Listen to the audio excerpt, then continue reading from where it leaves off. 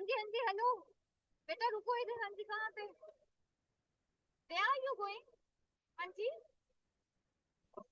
yes where are you going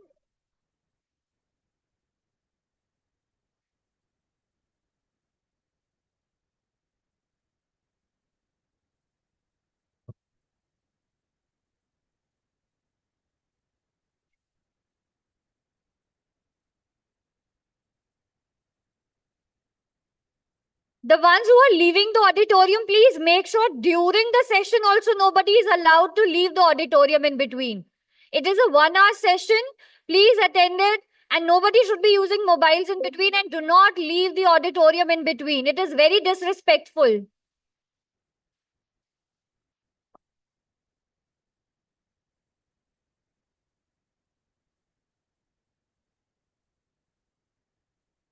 Where is BCA 5th semester? Please raise your hands. BCA 5th semester. There are only a few students. I can only see Krishna and friends. That's it. That's it. ठीक है 4. Rest. Yeah, saw you too also.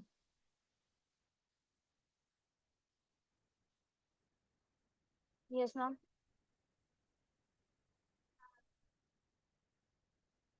Okay.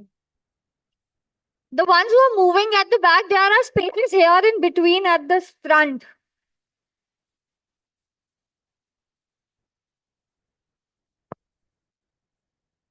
Settle down, better very quickly. The guests are about to arrive. You cannot maintain this chaos.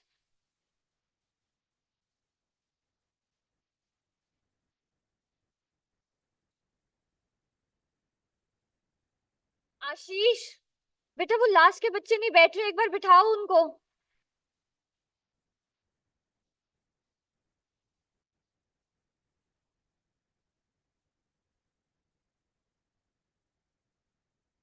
Yes, where is your seat? Hello.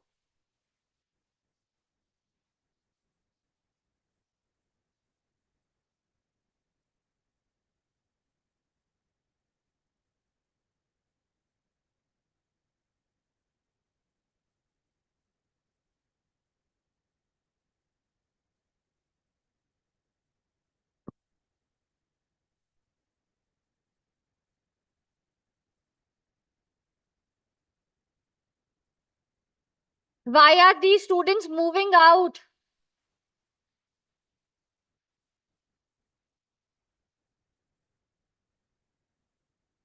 Ma'am, they have started moving out.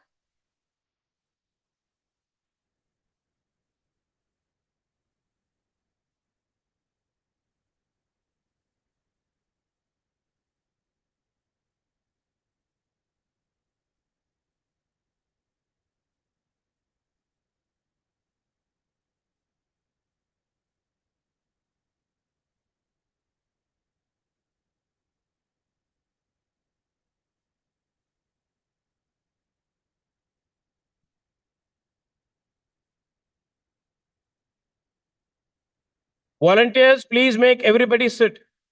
There should be no movement at all. The doors have been closed. Nobody is going to be going to go out or coming in.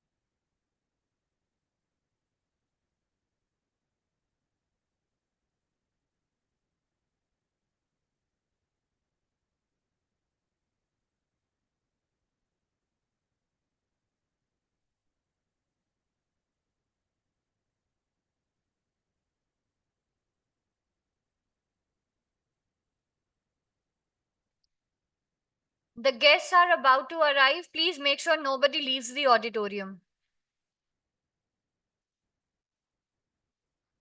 No usage of mobile phones to be on silent. And while I call out the guests, please make sure that you clap.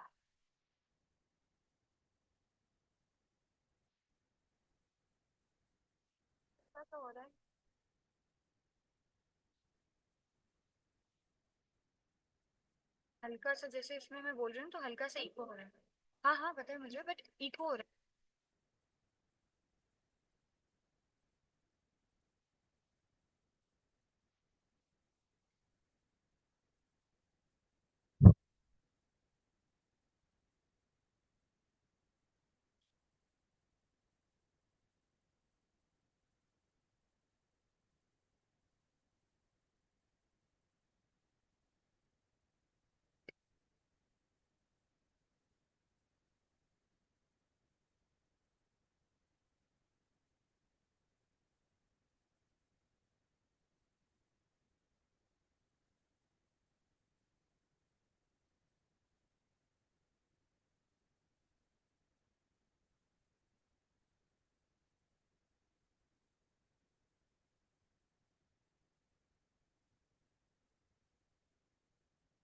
The guests are here.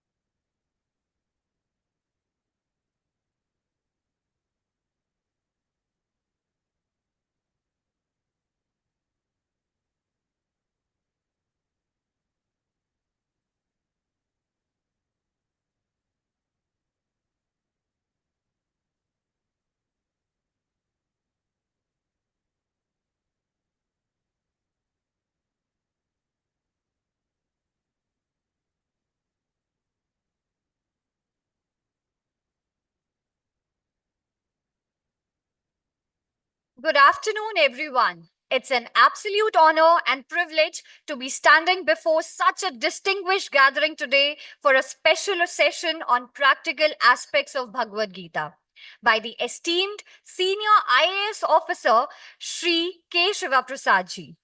Let us begin by extending a warm and heartfelt welcome to our distinguished guests. It is an honor to have with us today the esteemed Senior IAS Officer Sri K. Siva Prasad ji, whose contribution to both administration and literature are truly inspiring. We are also privileged to have with us our Honorable Vice Chancellor of Amity University, Punjab, Dr. Professor R.K. Kohli sir, whose leadership continues to guide us towards excellence. We are further honored by the presence of Dr. Shivali Dhingra ma'am, the Dean of Student Welfare, along with our esteemed deans, respected faculty members, and my dear fellow students. We are further honored by the presence of all the students, and today adds great value to this special occasion, and we are grateful to each one of you for joining us. To begin this auspicious event, I would like to invite our Honorable Vice Chancellor, Dr. Professor R.K. Kohli sir, to felicitate our esteemed guest, Sri K. Shiva Prasad ji, with the sapling and shawl as a symbol of growth, wisdom, and sustainability.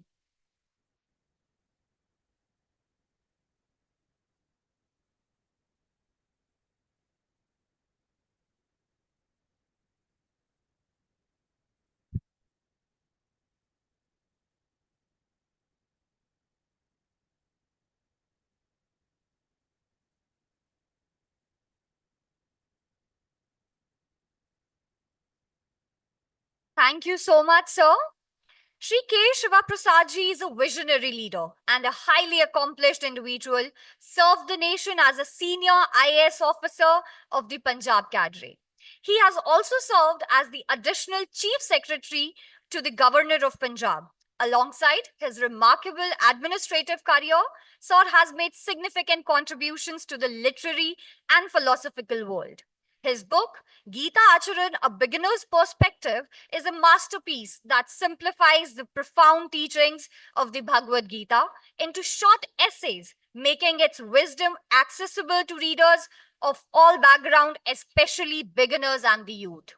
Now, without further delay, it's my honor to invite our esteemed Honorable Vice Chancellor, Dr. Professor R.K. Kohli sir, to formally introduce our revered guest and shed light on his remarkable journey. Sir, may I kindly request you to take the stage?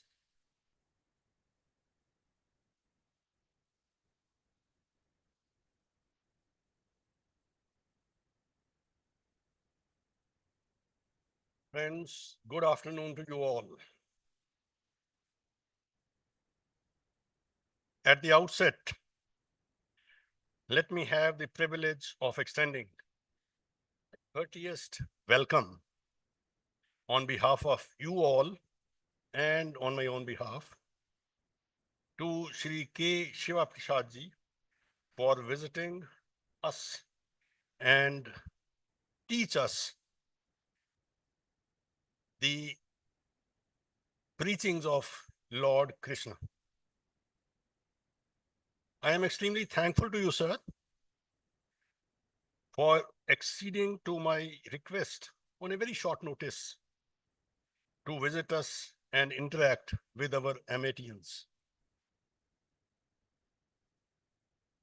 Kaku Manu, Siva Prasad, his full name, was born in Guntur in Andhra Pradesh.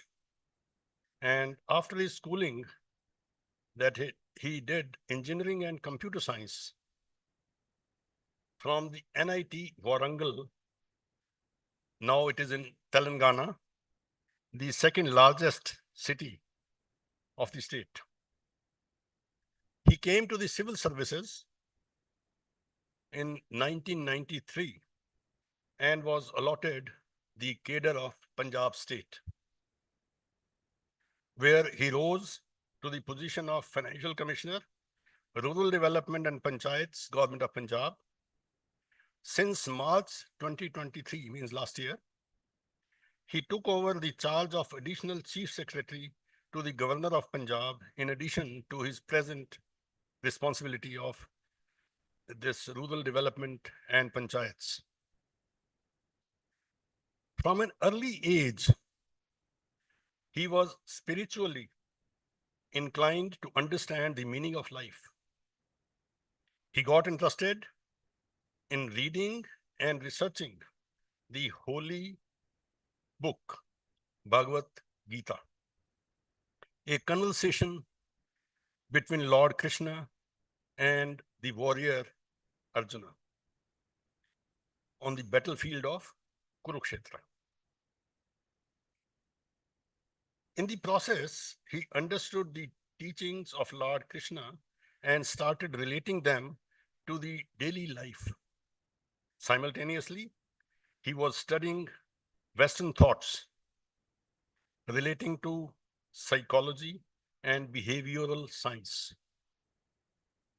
This made him understand the meaning of life through a scientific lens in the contemporary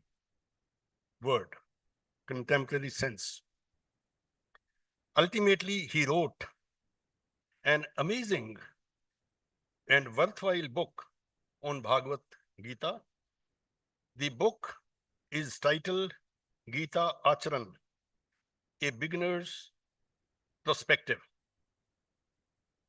It is also translated into several languages, including Hindi. English, of course, is there, Hindi, and very recently into Punjabi.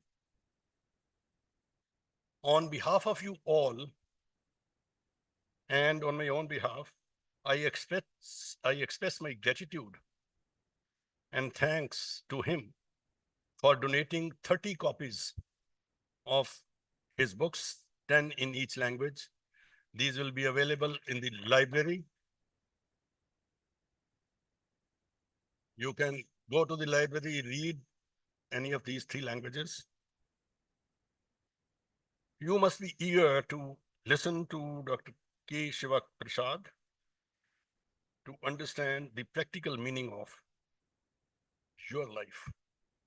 That is why we articulated the title as the practical aspects of Bhagavad Gita.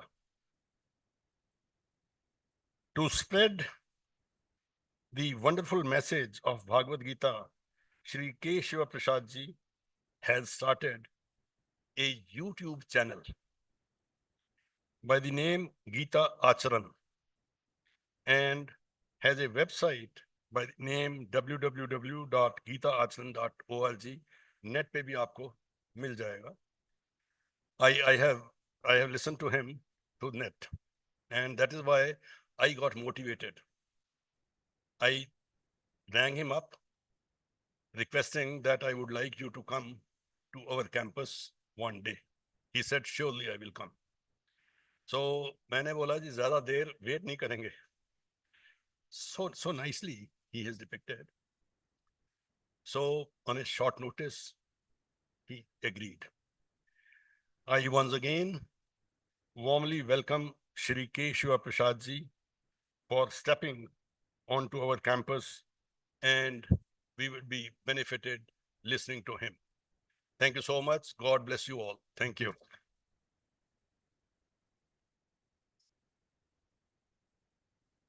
Thank you so much, sir, for those inspiring words.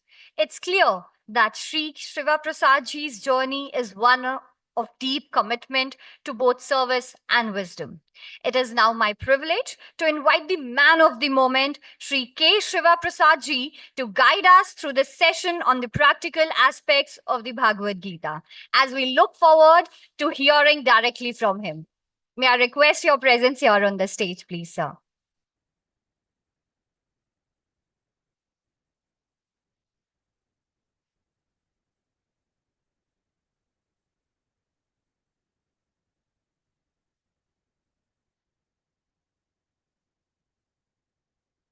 A very good afternoon to Dr. Kohli, whose initiative brought me here. And while taking the tour, he told a very one small sentence. He said, other universities say and we do. Then I told him, sir, then you don't need Gita at all. You are Gita, and Gita is not about reading or by-hearting or showing to others that what we know.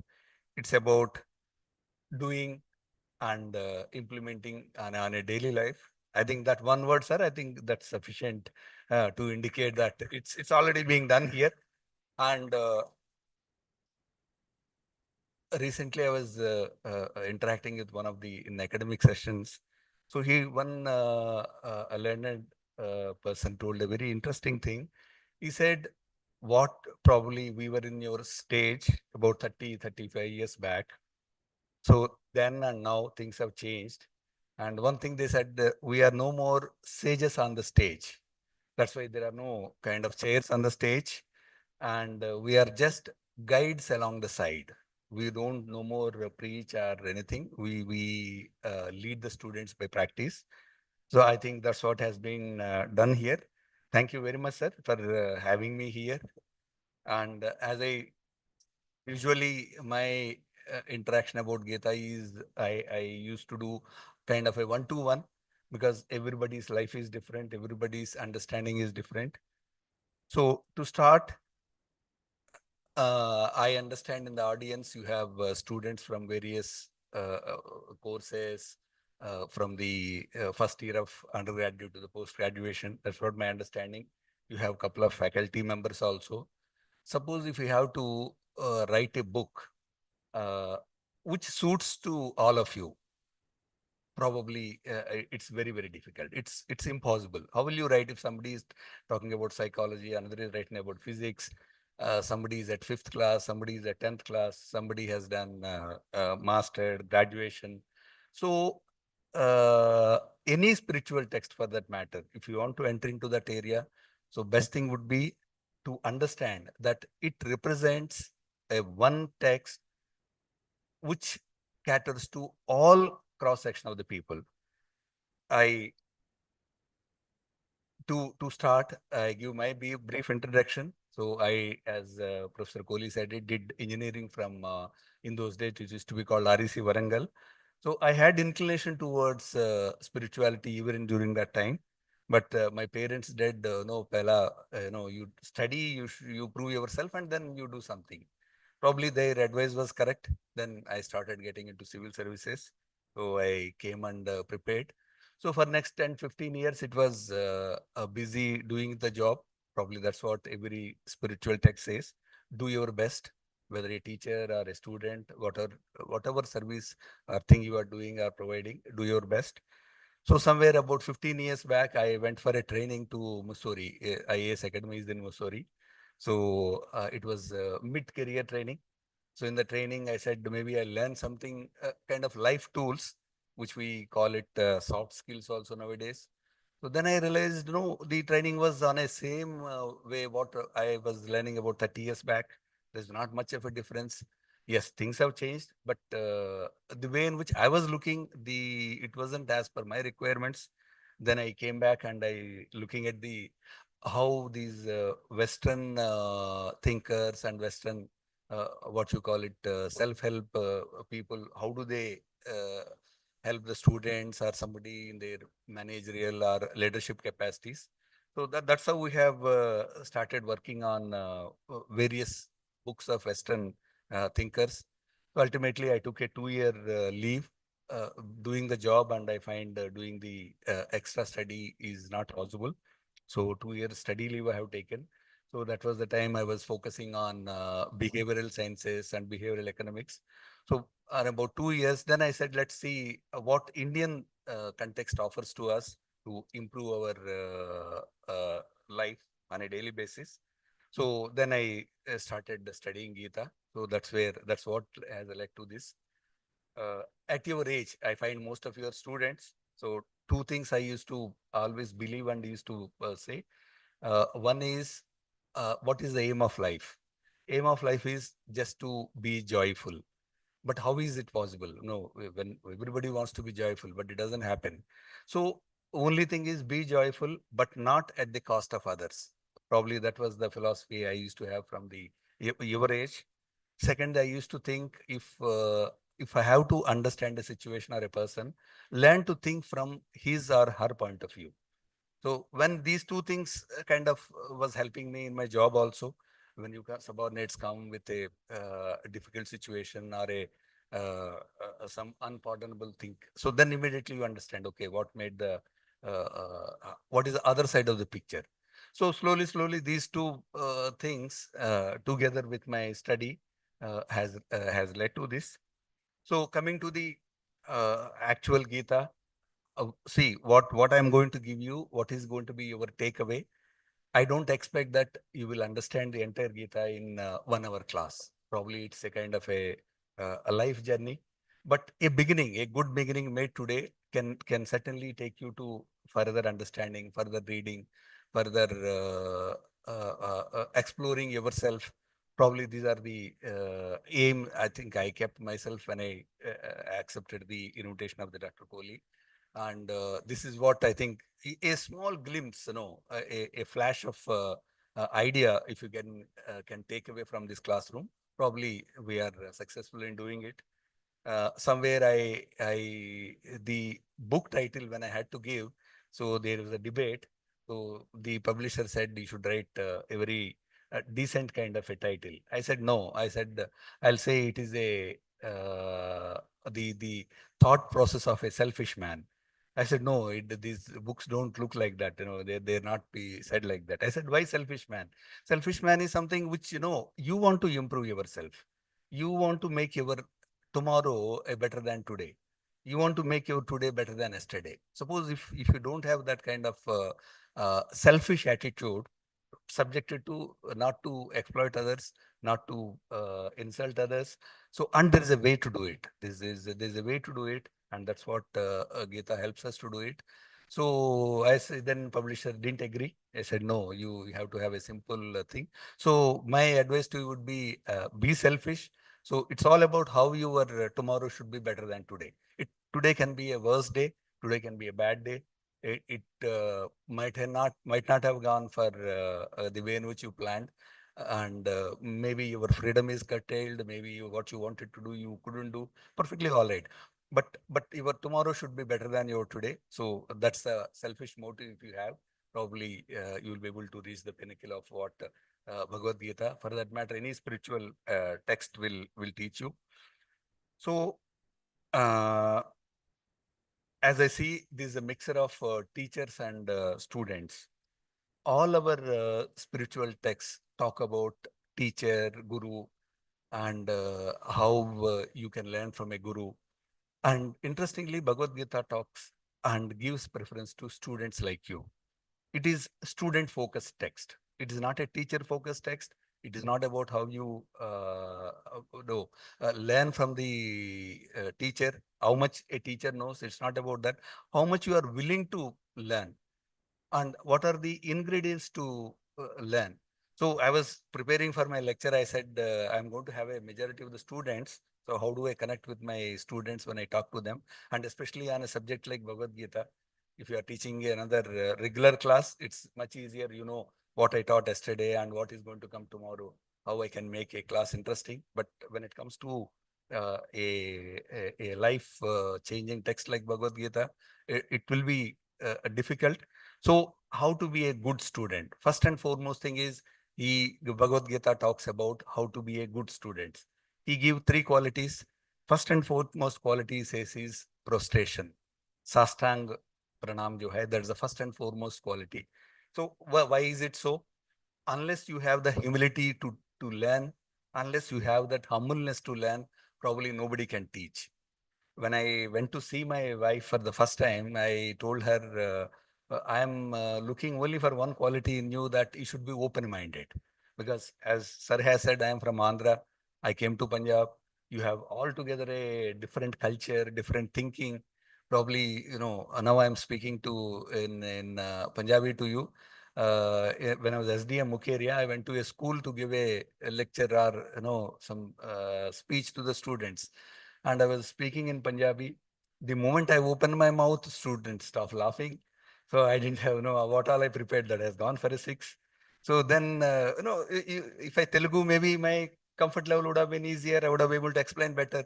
But for a Punjabi, just 2 years into learning Punjabi, trying to explain something to students of 10th class, it's going to be a difficult task. So the culture is going to be different.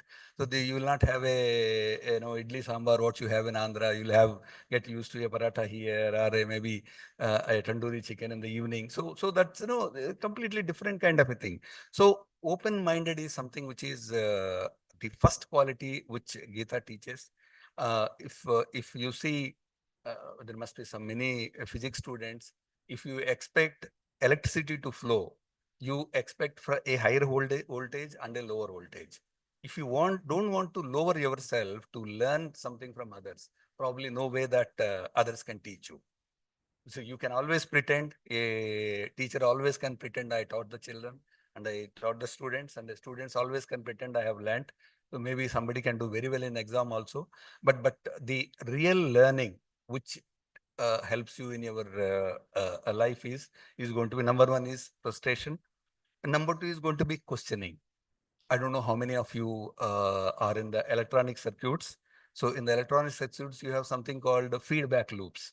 A small portion of output is fed back to the input to make the circuit stabilized. Similarly, when the question yourself.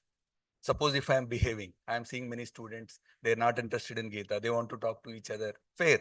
So question yourself as to, is this boring to me? Is this topic boring to me? Am I not interested in this? Am I not ready for this? It's all about questioning yourself. Or I want to in the auditorium, like we also used to make a lot of noise. So we used to think, to be different, to be a hero in the auditorium. It happens. So, but question yourself. If everything you do, question your students, question yourself, question your teachers, every situation is there to teach you. The moment you take a bike or a car, you go outside, so somebody jumps the red light. So question, when you want to jump the red light, question yourself as to why I want to do it. This questioning is what going to improve you in your life. If you don't want to question yourself, in fact, that way, if you come from South India to a place like Punjab, I always call it a kind of a dynamic place. Here, people are there to question you. I call it a live kind of a place. The amount of hesitations you see, the amount of questioning you see, everything is questioned. That's why it's happening that way. Why do you want to do it? Third thing is going to be service. It's compassion. If you go to Gurudwara, immediately it's expected ki seva. So that's a preachings which we had from our ancestors. So if you have mastered these three qualities of prostration, sastang pranam, and if you start questioning yourself, your thought process, everything what you do, and the third is your seva. The seva is not about compassion. It's about compassion. It's not about sympathy. I'm sure I'm able to explain the difference. Sympathy is something when you see you are at a higher level and you are at a lower level, somebody, then sympathy flows and you try to or help. But compassion is something just like a flower. If a flower is there, it blossoms. It doesn't do for person X, Y, or Z. Its quality, it gives its smell, it gives its beauty. So that's where I think, if you can imbibe these three qualities, and today, if you can just keep a small portion of it in your mind when you go out of this hall, and you can practice in your day-to-day life, you can tremendously see a change. Once again, if you don't want your tomorrow to be better than today, what you are doing, you keep doing. In fact, there is a Western Stephen Covey, I'm sure you must have had. So he has a famous statement. He says, you keep doing what you keep doing, you will keep getting what you keep getting.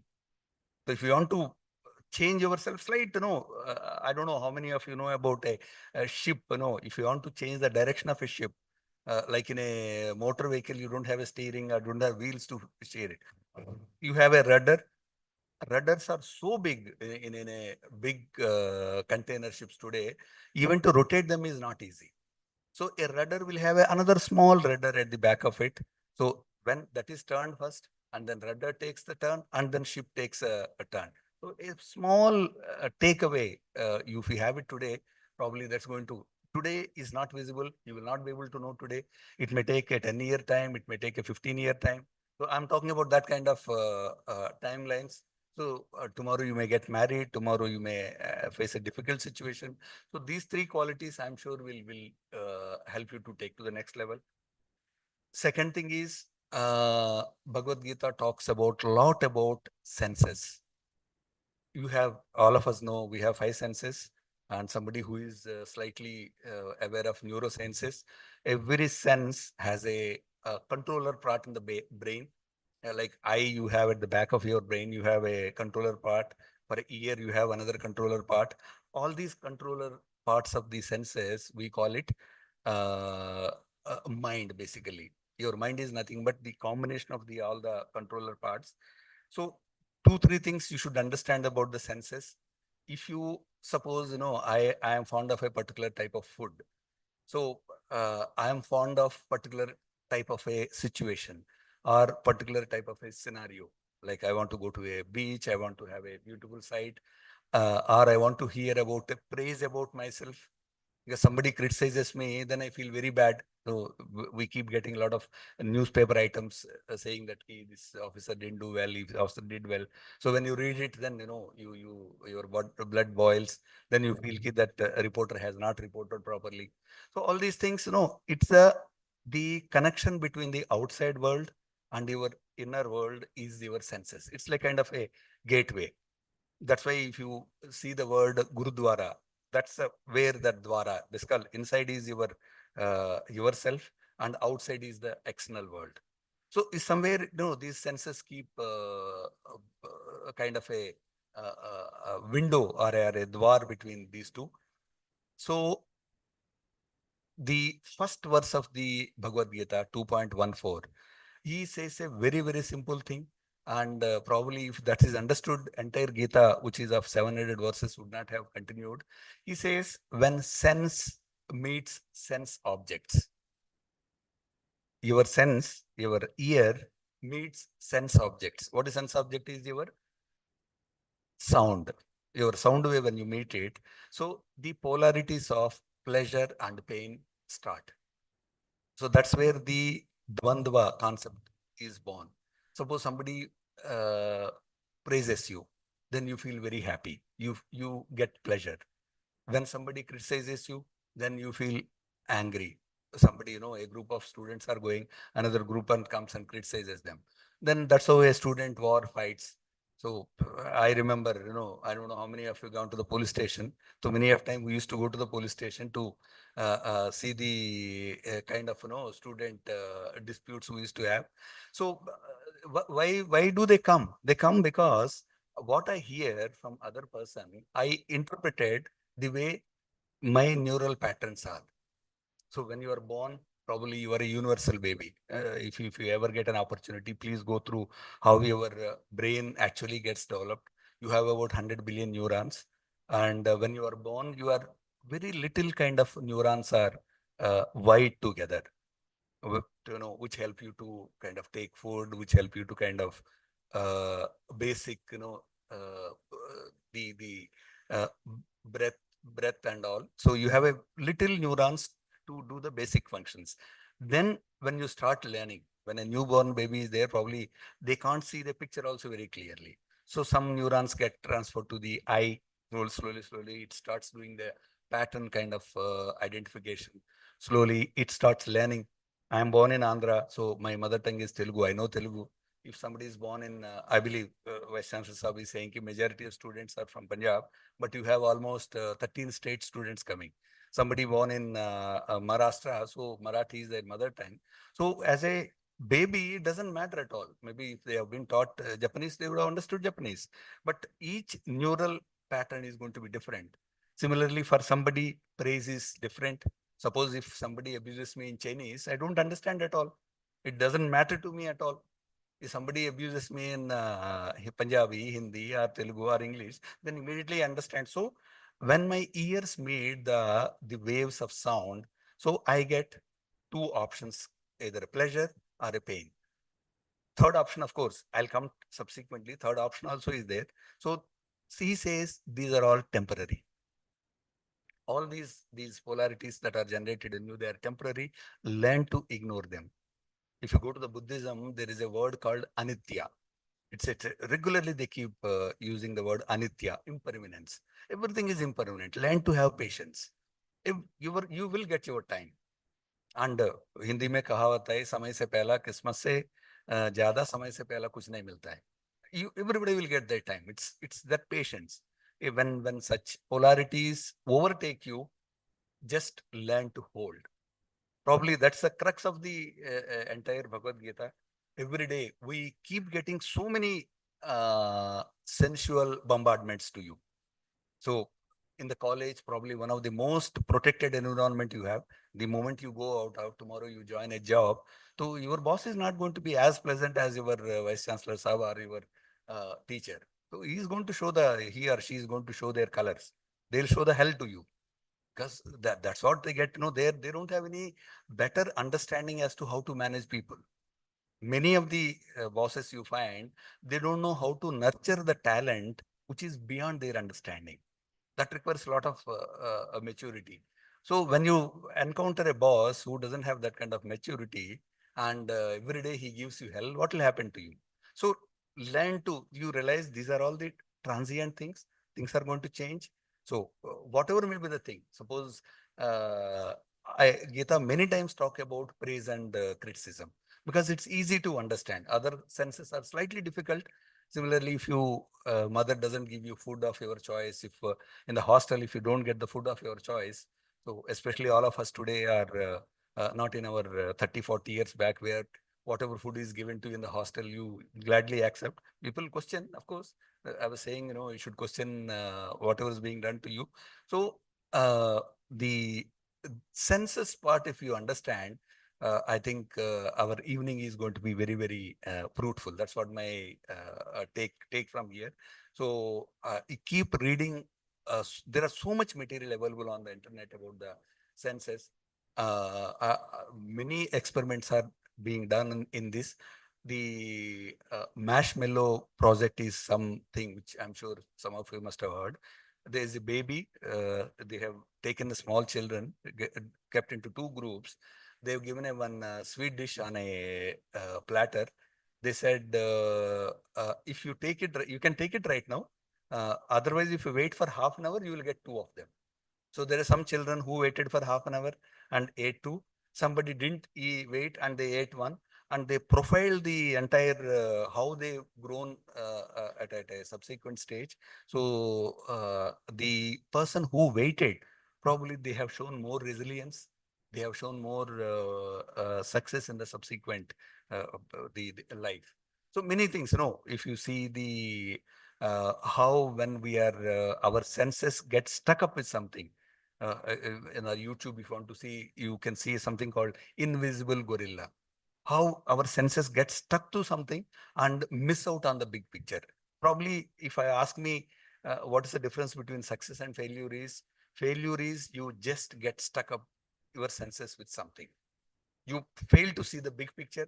The moment you fail to see the big picture, probably the failure is written.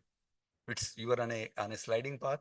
If when you see the big picture, you're able to kind of see yourself in a 360 days, 360 degrees. Probably that's what is success. If not today, tomorrow. So focusing on the senses, many occasions, time doesn't allow us to in detail analyze each and everything.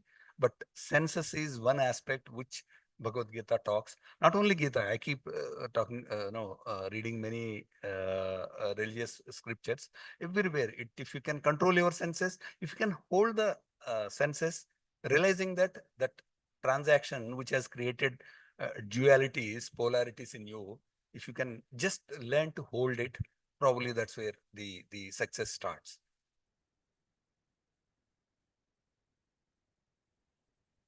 Many of you, if you have anybody heard about Gita, it's about this verse 2.47. It says, you have right over your karma, but not right over your karma fal. So many of you must have heard about it. This is one thing which, as a kids of your age, this is what you have been told. So understanding this aspect will help you to start a new journey from today. Any karma, any action you do today, it has two components. Somebody who is doing it, we call that doer as karta, and somebody, what's the result of that comes out is called karma fal. So if you understand karta, karma and karma fal, probably another 30-40% of my job I feel is done today. And the karma, see, what happens is we are all sitting in this auditorium today. It didn't just happen just like that. So somebody must have sent an email to you. Somebody must have sent a message to you at this lecture, you please come here. So that karma has started before that. So before that, the VC Sabha has spoken to me. So then that's how a sequence. Every karma you see is a sequence that is linked to the previous karma. Like, by the very fact that our mother and father got married, that's why we exist here today. Probably otherwise, maybe our existence doesn't have any meaning here. So there, Gita talks about parents, grandparents. There's an interesting topic there. So it's all about a sequence of things that's coming out. Somebody, if you look at evolution, somebody who reads physics. So it all started with something called Big Bang. Before that, nobody has any idea. Of course, there are scientists which talk about this present universe has the evidence of the previous universe also. So that's something which is at a beginning stage. So the idea is when you uh, link each karma with the previous karma. So when the solar system formed, so there's some chemical molecule which learned to replicate, and we called it life. That replication from the date of replication which happened about 2 billion years ago, and we are the life forms without any breakage in between. Wherever there's a breakage, they all have disappeared from this. If you ask where are dinosaurs, they have disappeared because their linkage has broken. So we are the only animals on this planet which have a continuous kind of a linkage. So the karta, the thing which you are doing, has linkage with something which is before. So that's why Krishna says you don't have any control over your karma. Karma fal. You have, when it comes to your karma, it is given to you. Learn to do the best way you can do it. Because subsequent path it takes is something which you don't have. Either you have control over the previous things, now you have the control over the future turn it is taking. That's why he says, first of all, you don't have any control over the karma fal for the karma which you are doing. I'll give you a couple of examples, especially if somebody 10 years into the out of the campus, you will understand. So there must be many couples in the university, and they want to stay together. They want to spend their rest of life together. So after 5 years, if you profile, and about 50% of them get divorced. Some of them get no issues with their understanding. So what you are thinking at a given point of time is best for me. Maybe we don't have that kind of capacity. Our brain has their limited calculative capacity. So we don't understand the karma fal which you are asking for today. Actually, is it good for you? Probably you don't have any clarity. Many times, if you look at the old successful people stories, they quote some of their failures. They say that failure, I thought that's the end of my day. I thought I'll not be able to go out of this, but something has happened, and that failure is the one which has led me to the biggest success, the big success that has led to us. So karmafal, if you think karmafal is good for me, that may not be the case. And if you get a karmafal, which is karmafal is fruits of action for what you have done. In the today world, karmafal looks very, very natural. If you are driving a car, you will say, if I apply a brake, then car will stop. So these are all the very, very small kind of a things. Modern life gives an impression I can control future outcomes, but it's near impossible to control the future outcomes. So that's why Krishna uses the word called nimitta matra.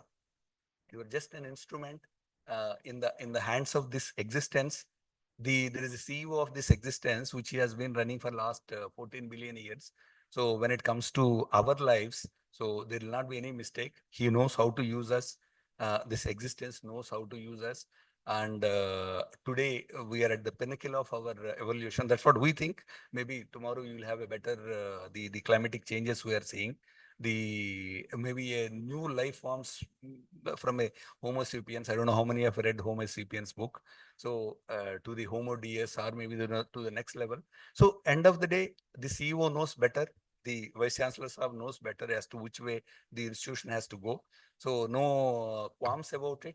So only thing is do your best when you are doing something. If it is sitting in the class learning, do your best. If it is as a teacher, if it's the question of teaching and inspiring the students, that's what one can do best in the given circumstances. See, this karma is a very, very complicated. Even Krishna also says not many people can understand the what is karma, what are its implication. It's not going to be that easy thing. So then comes when you are a nimitta matra. As I told you, karma, you have karta, you have a karma fal. So all of us think that we are karta. We are the one who are doing it. He says, no, you are not the one who is doing it. There is a design behind everything. So it keeps happening. As an youngster, you will have many doubts. Maybe when we reach our 50s and 60s, you will start understanding how many things we did and how many of them actually turned into a success, how many of them turned into a kind of a disaster. So all these things, as Gita, that's why I always say it should be read with any spiritual text, should be read with your life experiences.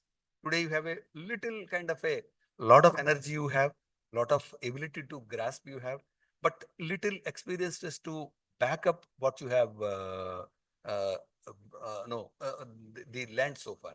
Unless you kind of in the universities, you must be saying you should have the industrial exposure, you should have the practical situation exposure. As long as you don't have that, anything you read in the textbook is bound to be kind of a knowledge. You should be able to hold it for future. My wife is a dentist, so she keeps telling me in the medical college, they teach us so much. it takes another 10 years for us to understand, oh, they were saying that, they were talking about this material, they were talking about this procedure technique, but it takes that kind of a time lag. There's a time lag before you come to your real life and understand. So, but just hold it sometime. You don't have any right over the karma fal. You have just right over the job that is given to you by your parents, by your teachers, by yourself, what you think is right in a given frame of time. If a teacher is given you 9 o'clock to attend the class, please attend the class by 9 o'clock. So that small kind of a thing. If you know time is one thing Gita talks about a lot. So I have a a practical tip for you. If you are ahead of time, time will gently push you. I used to see many leaders in Punjab across India who are, if you give them the time of 9 o'clock, they'll be there by 5 to 9, just ahead of time. So time kind of gently pushes you. If you are behind time, you observe yourself. That day you will find more traffic on the red lights. You will find the flight is on right time. You will find train is about to leave. Otherwise, the train is always late, but that day you are late, the train is on time. So the time is something. So somewhere Krishna says, I am the time also. He says, I am the birth also, death also. So many aspects of this existence he gives. So anything that is given to you, just do to the best of your ability. That's what you have in your hand at this point of time. As I told you, this is a textbook of kindergarten to the post-graduation. If some physics student is there, he will understand what I'm saying. When you are in the 5th class, you are given a 100 ml jar, which and says ki it has a hole inside it. It will take 1 ml per minute. So you will say how much time it will take to empty that jar. Immediately you'll say it will take 100 seconds. Very, very simple. But when it comes to the 10th class, you will say, no, the answer is wrong. Why it is wrong? Because gravity, as it level goes down, it takes more time for the water to go out.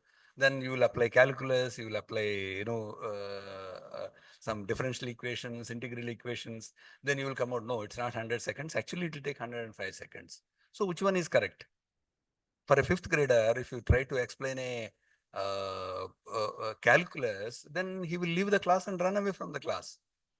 So same thing, if a 10th class person, if I try to give him a 5th class solution, absolutely, he will not release that solution. They will say, no, give me a solution which suits my needs. Same happens when you go further up in the ladder in the studies. So the answers keep changing. Same thing happens in the life also. So what I'm trying to tell you is something which is at a kind of a beginner, so that you go with a small taste in your mouth, a small idea. Yes, these are the things that I'm going to face in my life. So that will help you to take to the next level. One more thing, which in fact I was motivated by a small story which Vice Chancellor was telling when we were having the tour of the campus. He said he was Vice Chancellor in Bathinda Central University. And one day, one girl student came and said, actually, you are discriminating us. He said, no, I don't do that. What's the reason? He said, I have a library. You have a library here. It is open for male students till 12 o'clock. And for a female student, it's opened up to 10 o'clock. There is a discrimination. He said, yes. Immediately he pointed out, he's a learned man, immediately pointed out, yes, there is I will ensure that you also have a library opened up to 12 o'clock. Of course, for a safety point of view, from many angles, so some arrangements are to be made, and it was provided. Why I'm giving this story is it's a live story, which many times we all will be facing. Equanimity, samatva, is another aspect of any spiritual text you take. Bhagavad Gita is so much emphasis on equanimity. Samatva bhav, samatva buddhi. These are all the words which are used for this. So it has 3 levels of equanimity. What I say is, I don't know how many of you have read the Constitution of India. That is the Bible for all of us in some sense. If somebody is a law student, probably they must have been exposed to fundamental rights by this time. So when you are given a fundamental rights, the first thing he says, right to equality. That's the first fundamental right which is being taught in a law school. It's most important. We have another fundamental right to be treated equally. Today the young generation, if they hesitate for something, only thing they hesitate is when they were not treated fairly. They say, treat me at par with. Don't discriminate me against anything. That's probably the seed for that comes from Gita or any religious text which you read, Samatva. First stage is law treating two people equally. Two individual people treating equally is the first stage of the Samatva, first stage of the equanimity. Then next stage comes when one of them is close to us. Suppose you have a neighbor, you have a brother, you have a sister, and next door uncle is there, auntie is there. So they have children. Both of them are studying together. Your sibling didn't do very well, but other sibling did very well. So will you be able to appreciate the other's person's success? Will you be able to take it as your own brother or sister's success? Probably slightly difficult. You will have that jealousy uh, kicked into you. So see, they have studied very well, maybe then you'll start attributing, my brother or sister had a favor, he had this thing, he had that disadvantage, they have that advantage, disadvantage. It's very, very difficult to have the equanimity, samatva, when out of the two people, one of them is uh, close to us, one is not. Probably next level is if you can maintain the same kind of feelings, same kind of uh, taking the outcomes in the same way. Probably that's a next step, and you are passing your graduation. Then comes your post graduation. Maybe the research highest level is when you yourself are involved. So when I go to office, I find we are batch of 4 people. 2 people got promoted and 2 are left out. Or I thought this assignment, I am ideally meant for this assignment, but somebody else got it as a graduate student or a postgrad student or as a faculty. So we all have expectations. You go for a campus interview or a placement to some company ABC. So you thought actually I am a right person for this because I have all the academic qualifications. I have all extracurricular activities. I all did all ticks of getting selected. But end of the day, you don't get selected. So that's the pain. So whereas the fellow next to you, the person next to you, he thought he's unfit, so he got selected. So then that's the stage. If you can handle that kind of a thing, go back to the same marshmallow experiment with a patience, with an understanding. Maybe, as I told you earlier, as a student, I used to have only one thing. If other person, can I go to that person's point of view? Can I place myself in other person's shoe and understand what that person is going through? Maybe he has more advantages or a bright kind of understanding of things, brighter than me. Maybe I need to improve them. Similarly, when I see negative things, I see here this fellow is very he's very angry kind of a person. He doesn't have any control over his tongue, over his behavior. Maybe do I have the same kind of elements in me? When I criticize somebody, when I point out, that's what they say. Now, when you throw a finger at somebody, 3 fingers are pointing out to you. When you uh, when you criticize somebody, when you feel bad about somebody, do you think you have the same qualities in you? Probably that is the highest level of samatva. I think, if you can just understand whenever there is a situation, my understanding about life is very simple. No God has ever come and told us what is right, what is wrong. Absolutely no. Bhagavad Gita is very, very nearer that he claims, he except that every spiritual text you read is somewhere, somebody, I understood this way. This universe doesn't give you lectures. If I am giving you, I'm sorry. No lectures are given in this universe. You are put into situations. You are thrown into situations.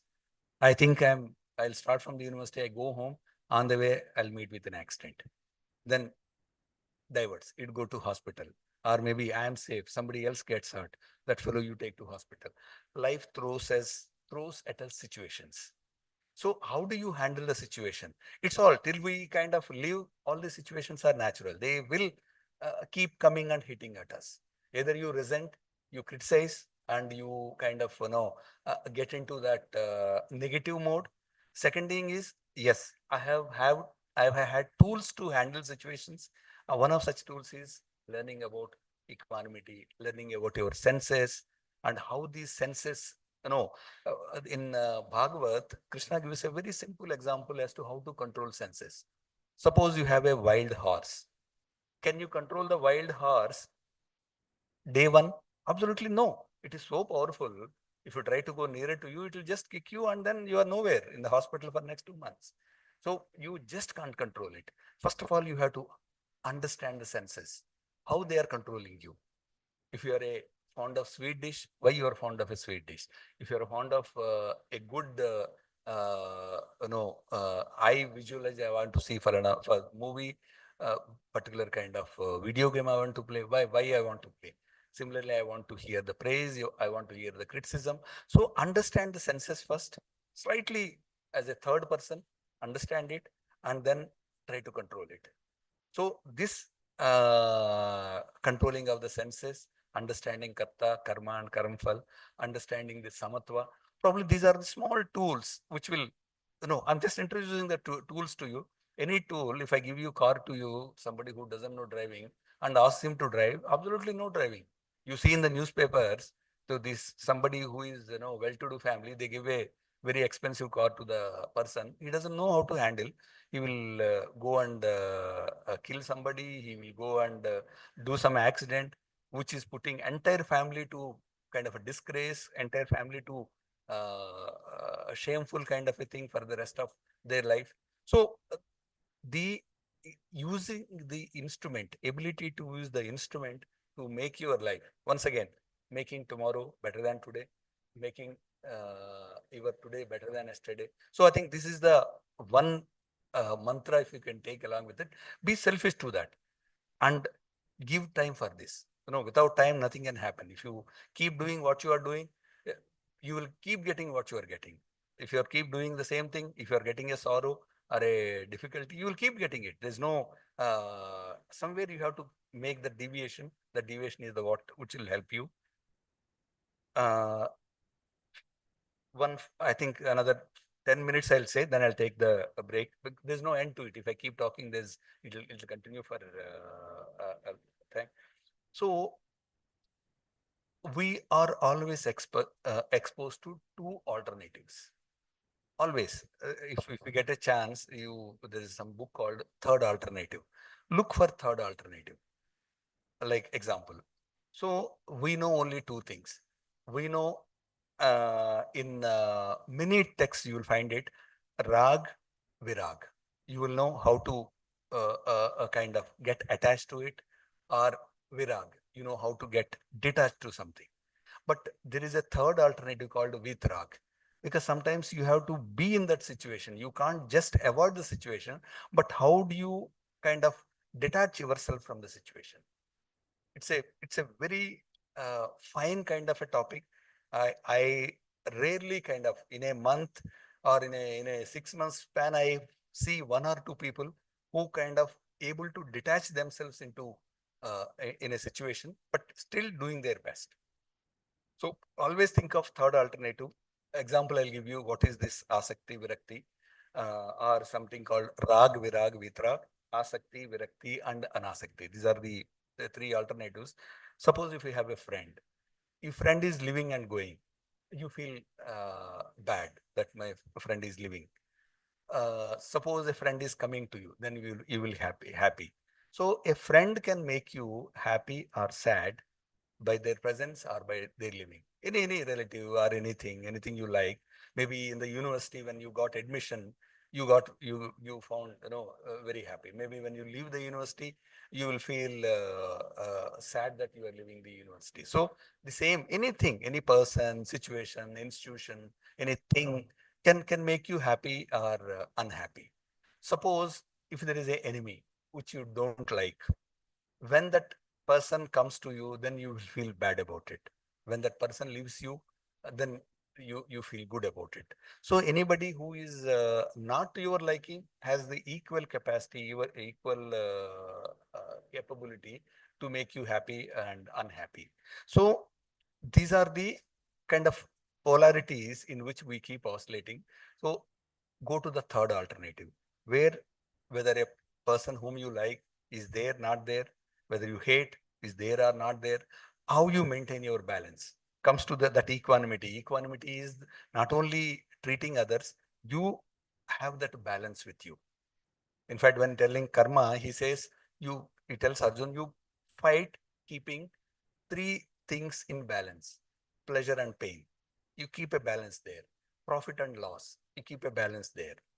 You winning and losing. You keep a balance between these two. If win comes, it's perfectly all right.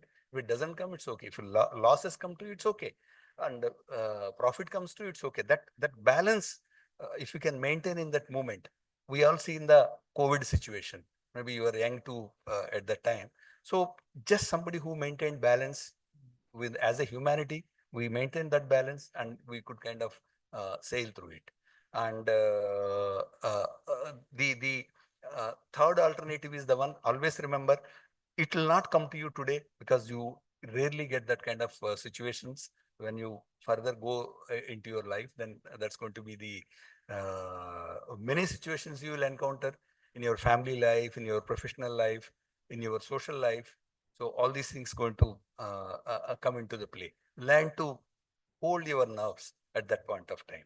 Look at the third alternative that was there. So finally, uh, one word which once again is concludes a religious thing is called Shraddha. Shraddha is the one word which is commonly used across the journey where you want to know about yourself.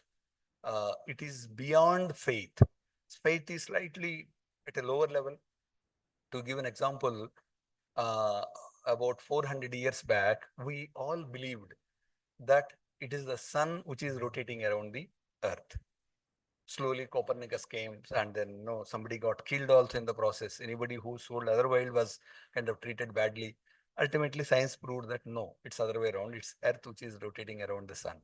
So your beliefs can change with the time.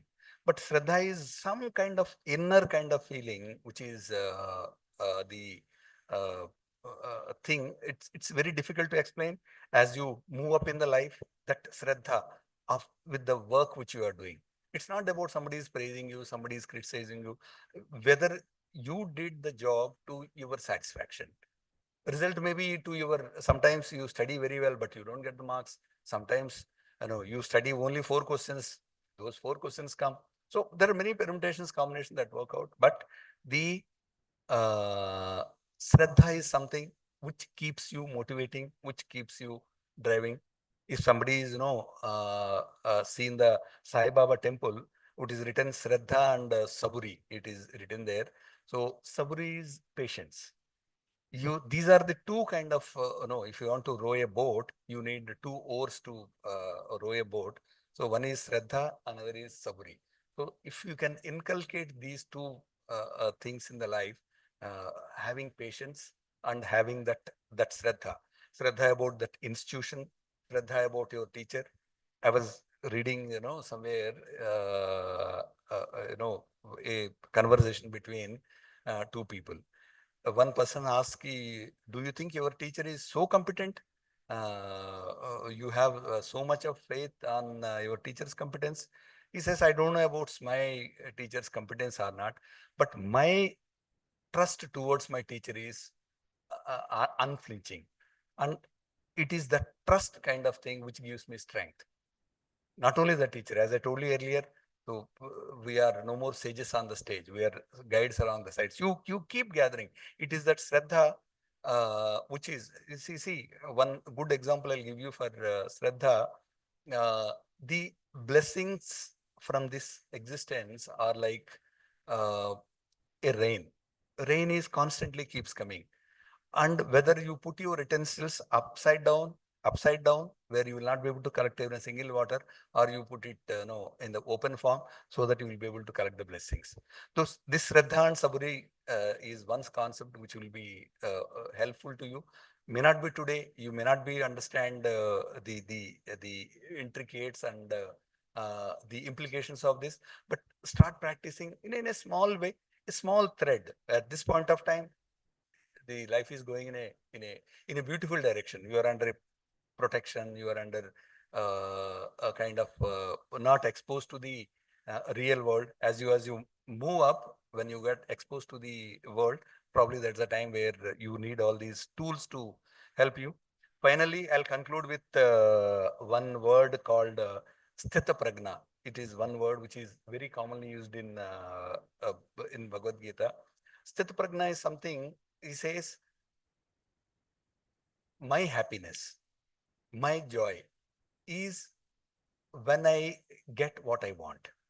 Suppose I get a job of my choice, if I get a girl or a boy of my choice, if I get a university of my choice, these are all our conditions. Everything, our happiness is linked to something. If this happens, then I'm happy. If I get this job, if I get this promotion, if I get this house, if I can purchase this car, everything is that if everything is that. The day you remove that if, probably that's the time. That's what is called sthita pragna. Of course, it doesn't happen just you please follow couple of ifs. You chase. It's called chasing mrigatrishna. Probably it's chasing mirages.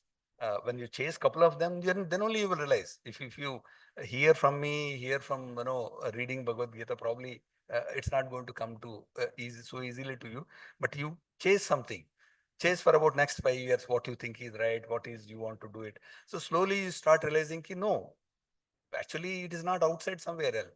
In Gita, many times it says, I'll conclude with a story. Uh, in our context, it's Brahma who is the creator, and his wife is Saraswati. One day, the creation was ready, kind of about to be launched, and Brahma was thinking as to when to launch. So then Saraswati comes and asks, no, why are you waiting? He says, I have given everything to this human, what I have with me, what I can give.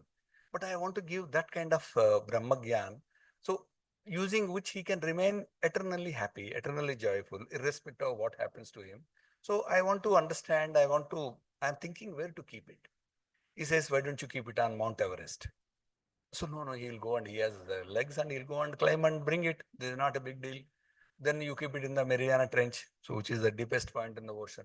No, he has hands, he knows how to swim. He'll go and explore and bring it. It's easy method. Then she says, ki, you put it in his own head.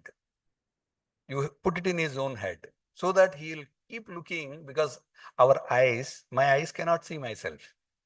So Bhagavad Gita is like a mirror. It helps me to see myself. So these eyes, which doesn't help him to see himself, so he'll be keeping searching outside the world throughout life. But actually, what is there? What is that gives joy to you is inside you. Just you have to remove the layers, which as a parents, as a a society, which we covered that knowledge within you. So just uncover each of it, and interestingly, he says none is dvesha and none is priya to me. So he is equally kind of poison to all of us. So it's about a journey which we have to start, and the journey, probably he's just standing behind us. It's how you look back and see, and on this afternoon, I know it's a very, very heavy topic, a topic which took me maybe 3 decades if I try to explain to you in 1 hour. And I know it's not fair. I know I'm not doing a great job, but at the same time, a small, a kind of a microscopic uh, thought, if it can be invoked in you, and if you go back to your hostel rooms or homes with that small thought and keep working on that with a one selfish motive, I should be happy. And a small thing I'll tell you. I-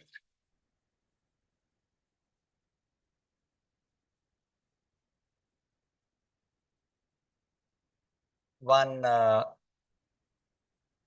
Mongolian king came to Delhi.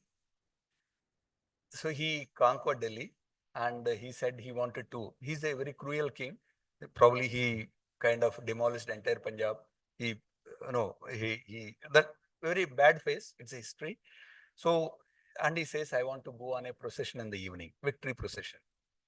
So the Delhi people gave him an elephant. They prepared the elephant, and then he came in the evening, and he sat on the elephant. He says, "Ki iska lagaon do mujhe. Give the reins of the elephant to me." Elephant doesn't have reins. This has a mavat who controls it. Then they explain, no, elephant doesn't have, because Mongolia doesn't have elephants. He says elephant doesn't have reins, so it has mavat. He controls. No, he jumps from there. He says, "Get me my horse." So he gets his horse, and he sits on the horse, and then he completes the procession. Evening, somebody asks him as to why did you do this? He says, I never sit on something whose lagaon mere haath mein nahi hai. Don't give your lagaon to somebody else. Don't give it to somebody. Then they will ride you. They will take you for a ride. Probably for lifetime, you will not know that actually somebody is taking you for a ride.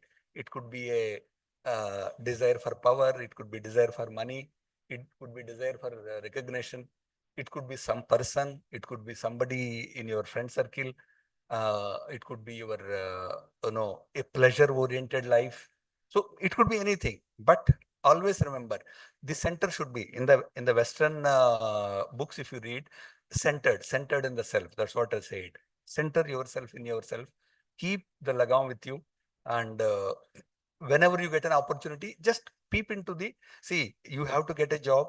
You have to work hard. Today, the way youngsters have to work, it is 9 to 12. There's nothing called kind of you log in, and whether you work from home or work from somewhere, the amount of hard work you have to put, probably our generation haven't gone through that kind of a stressful situations. And unless you have some kind of additional kind of a thing than what our generation did, studying through textbook or learning from a teacher. So you need that kind of extra element to make yourself relevant, competent, and make yourself to make a difference in wherever, whichever office you are working, whichever institution you are doing, or if you are going for higher studies abroad, where you make your presence felt. Anyhow, once again, I'll thank you very much.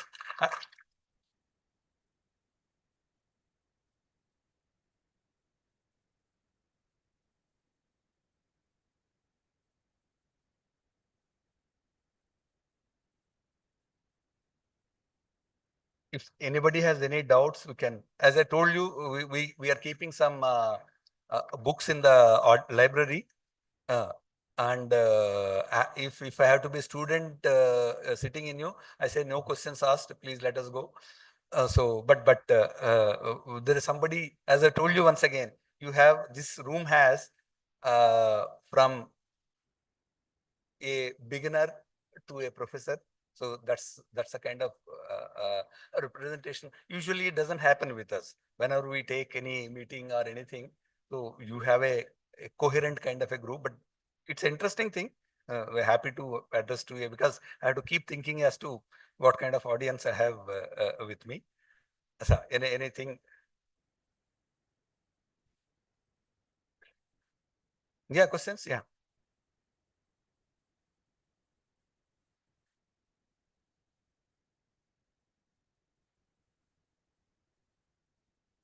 Okay, so do we have any questions? I would like to open the stage for any questions or any things that you would like to share here. The stage is all yours, and sirs would like to answer all to your questions.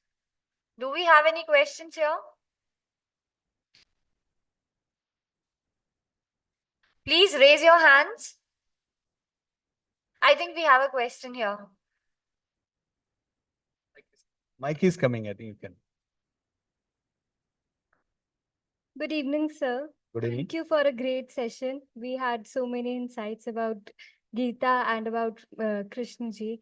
So, sir, my question is about when we have a balanced thinking, we often get into doubts as to we should do this or not. We keep questioning our decisions. So, how should we get over it? how should we finally decide what to do? Even if our questions are correct, and sometimes our decisions are also correct. So how do we go a midway, and how do we decide? I think, this is one of the most difficult question.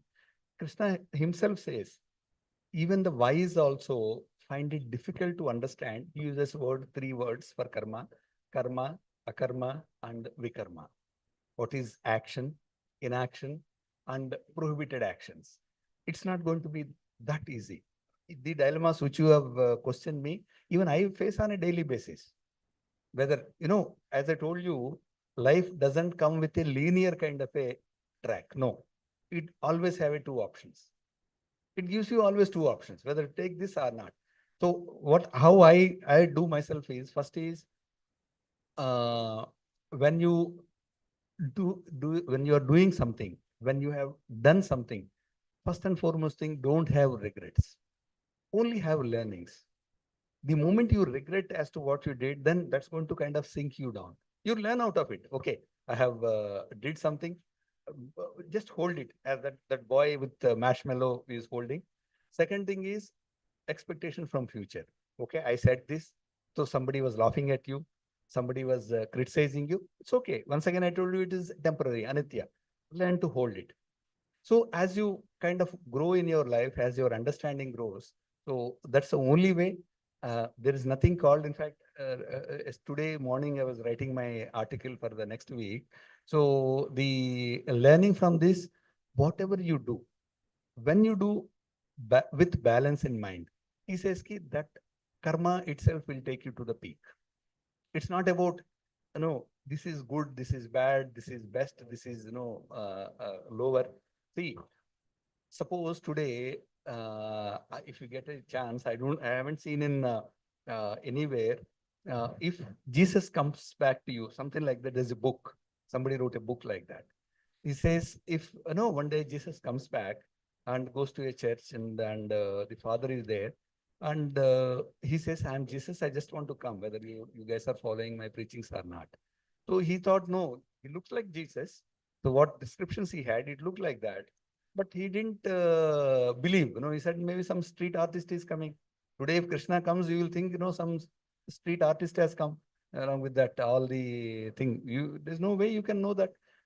So after some time, he understands that actually it's the Jesus who has come. That story goes in a funny way. It's in a learning way.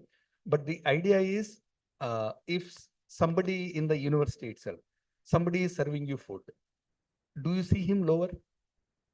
The day you see him lower, then there is somebody higher also. So you keep questioning yourself. If somebody is cleaning the floor in the university, do you take them to be, no, they are a kind of lower kind of a fellow? Then you will have a higher fellow also.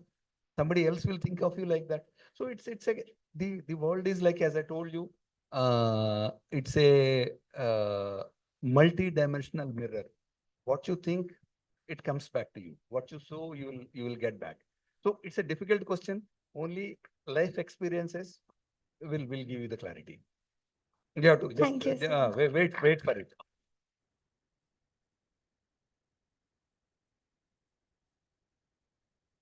Do we have any more questions? Yeah. Yes. Yeah. Good afternoon, sir. Myself, Dr. Hasimran. Sir, I do have a question. Sir, as you have talked about karma, that one should emphasize on acting rather than thinking about karma phal. Sir, how can we apply this philosophy to a competitive environment where the results are often the key focus? That our performance appraisal, our all results are being emphasized only on achieving the result outcome. Okay. In the university environment, I'm a student. I have exam after 2 months. Should I focus on my exam or should I focus on my exam result? Exam. That's simple as that. That's, I think, is answers everything. See, thing is, if I think I should get the university first, I should get the best, this thing. And without preparation, if I focus on that, I go to some religious place, I go to some guru, I go to some, take advice as to how to get the, no. First is you do your preparation first, do your job first. Suppose, example, your family member needs a surgery. Where will you go? You will go to a surgeon who is competent, and who has character. For two reasons. Character is needed because if the surgeon doesn't have character, if you go there, he says, no, no, no, this case needs surgery. Many of you must have seen in the families, so there is no need for heart surgery, but it was performed. Later you realize, no, actually it was not needed. That surgeon wanted money. To make the quick buck, he has done the surgery. So that character, lack of character is what has driven him to do that surgery. Second thing is competence. Whether he is competent enough to perform the surgery. No. Suppose if he's not competent, you will not go there. So when you are expecting a surgeon to be competent and character, when you are giving a service, any service you are giving, it can be a simple from a waiter in the students' canteen to the sweeper who does sweeping in the morning, to the professor who teaches the complex physics in the university. So if you don't have that, you expect from everybody character and competence. So focus there on character and competence. Focus on your karma. Karma will come. If not today, it will come tomorrow. In the many places, if you have seen the founder of KFC, probably he started his life when he was 17. His venture started there. And if you look at Thomas Alva Edison, probably his failures outnumbered his successes. So many cases, will you start looking, if you get time, all of you please inculcate the habit of reading. If you're a lawyer, your senior is going to make your life hell. He will give you such a big files to read, but slightly go away from your normal day-to-day activity, slightly to do something more like autobiographies of a great people in the world, how they succeed. So all of them, for them, the base is failure. But later, when they started doing their best, the result must have come next day. The best example is Steve Jobs. Probably he was somewhere in the horizon till 1985, 1990, but till about 2000, nobody knew him. So whatever he was doing, it was a failure. Today, we know where is Apple standing. So it will come. There is a time lag between what you do and what you get. So understand about the time lag. If somebody has done that 7 Habits of Highly Effective People book, he says when there is a impulse to you, you have opportunity to react. So there is a space between किसने गाली दिया आपको, so you have an opportunity to immediately go and abuse that fellow, or you hold for some time. You have that power, you have its ability to develop that power. Learn about that. There's a gap. If not appraisal today, maybe you are able to quit the job somewhere else. A bigger opportunity is waiting for you. That ability to wait is what is. It happens with our. What I'm saying, it happens with us in our lives. It's not something which is there in the textbooks. We keep getting the situations. When we promote people, many people come and question us. As to know, I was once in rural development department. So we are making some promotions, some BDOs, what we made district officers. So like there's a lot of commotion. No, see, I haven't done anything. I have a very small thing. Somebody there to fix me. That's why he got the charge sheet done. When we look at the case, you feel yes, there's, it looks like fishy. So will come. Just learn to hold your no. That's the thing. Anything else?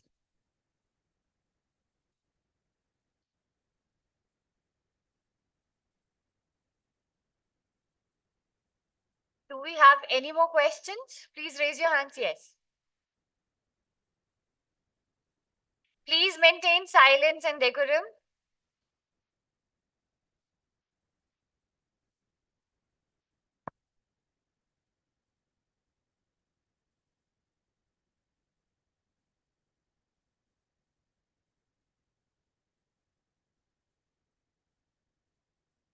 My roles and responsibilities in my job. Actually, I am reporting to the Governor Punjab. So I don't have any independent kind of responsibilities. So whatever my job is to facilitate to the Governor Punjab and Administrator of Chandigarh to discharge his duties to kind of facilitate him. So I don't have any independent responsibilities. Yeah, ADC is kind of, he takes care of his day-to-day activities. I don't take care of day-to-day appointments and all. So it's about, a different constitution empowers governor with various responsibilities.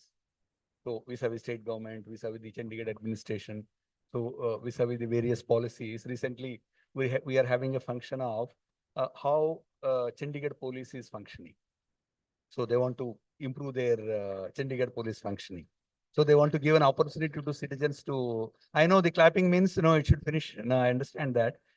I was on your side for many years, and I used to be the naughty fellow. So I encourage naughty persons because they have more kind of creative. Is somebody who thinks straight line is not my cup of tea. Somebody who thinks, मतलब पंजाबी में क्या है तो टेढ़ा जो सोचते हैं ना, they're welcome. Anyhow, that's how it is. No, we improve the institutional thing. Thank you very much.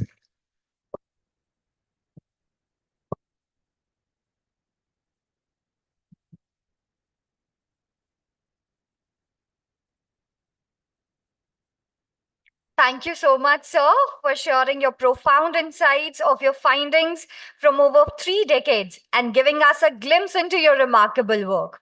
Your words have truly enriched us today and inspired us to delve deeper into the timeless wisdom of the Bhagavad Gita. So now, as we approach to the end of this session, I would like to invite Dr. Shivali Dhingra ma'am, Dean of Student Welfare, to deliver the formal vote of thanks. Dr. Dhingra ma'am has been instrumental in ensuring the success of this event, and we are truly fortunate to have her support. Ma'am, over to you. Thank you so very much, and a very good evening to all present. So now, as we come to the conclusion of this enlightening session, I take this proud privilege to propose the formal vote of thanks on the behalf of entire Amity University Punjab family. So first and foremost, I extend our heartfelt gratitude to our very distinguished guest speaker, most revered Shri K. Siva Prasad ji, IAS, Additional Chief Secretary to the Honorable Governor, for sharing his perspectives on practical aspects of Bhagavad Gita. Your knowledge and your experiences, sir, have provided us with a wealth of information and inspiration. And the great insight that you shared today resonates so well with our modern day complexities. And in such a lucid style, you presented the wisdom that you have gained over all these years, which will help even a beginner, especially like you mentioned, the youth, enabling them to navigate life's complexity with much more joy and resilience.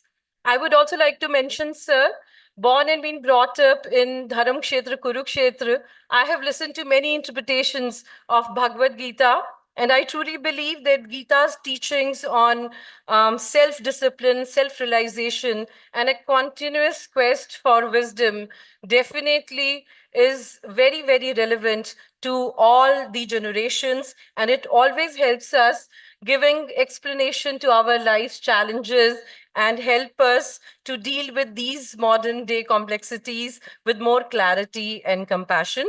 And I truly feel that in this constantly physical changing world, an interpretation is needed from time to time to keep these teachings in the contemporary perspective. Sir, we really appreciate your commendable efforts to connect with the masses through the translation of your book in multiple languages to spread this wonderful message and making the teaching accessible to wider audience. Gita indeed is a philosophical masterpiece that delves into the essence of human existence, duty, morality, and the path to spiritual enlightenment. It is a spiritual treasure which guides us and shows us how to live a life of contentment. And learning about the essence in your style today was an absolute delight. We are truly honored to have you with us, sir. Thank you so much for sparing your valuable time with us. Our special thanks to our worthy Vice Chancellor, Dr. R.K. Kohli, for providing us with such great opportunity to learn from such a visionary. These sessions serves as a platform for knowledge exchange and conversations, providing an opportunity to all of us to connect, engage, and expand our understanding. Thank you so much, VC sir. A sincere thanks to Director Administration and Operation, Kanal Gutra, and his organizing team for this meticulous planning and coordination to ensure the smooth execution of this event, and also for extending a great hospitality.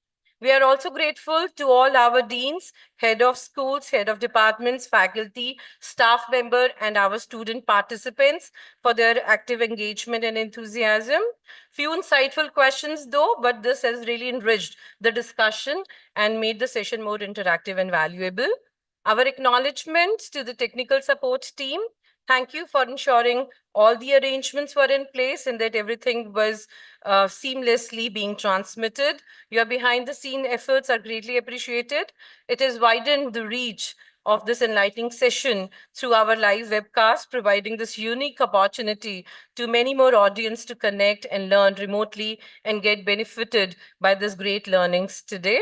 Lastly, I would like to thank everyone who contributed in making this guest lecture a memorable and an impactful experience.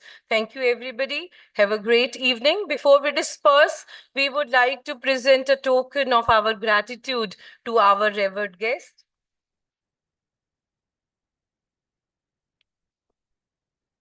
Thank you so much, ma'am. Now, as a gesture of our deepest respect and admiration, I would like to invite our Honorable Vice Chancellor, Dr. Professor R.K. Kohli, sir, to present a memento to our distinguished guests.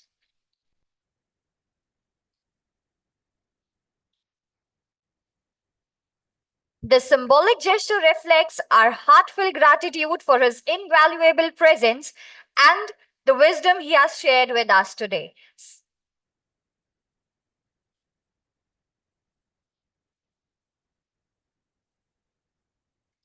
Now, I would request the technical team to kindly play the national anthem if they could. And I would request the entire audience to please stand up at their respective places.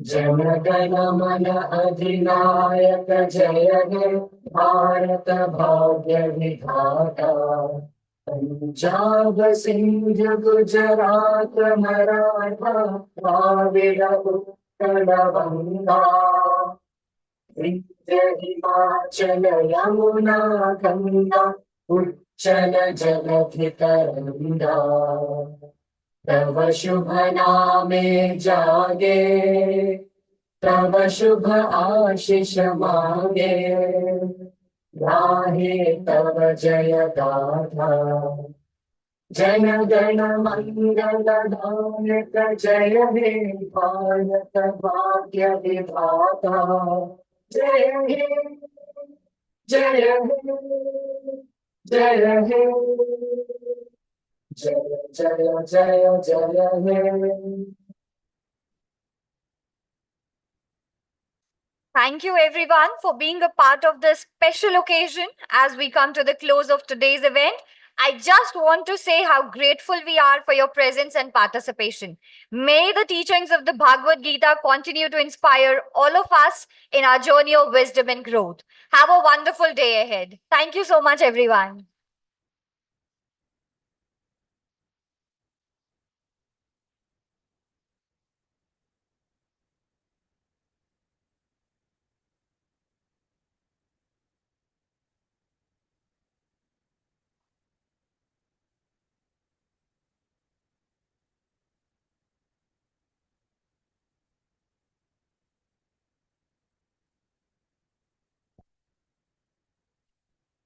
I request the BCA 5th semester students to stay back. BCA 5th semester students to stay back, please. Please come here. Please accommodate yourself here.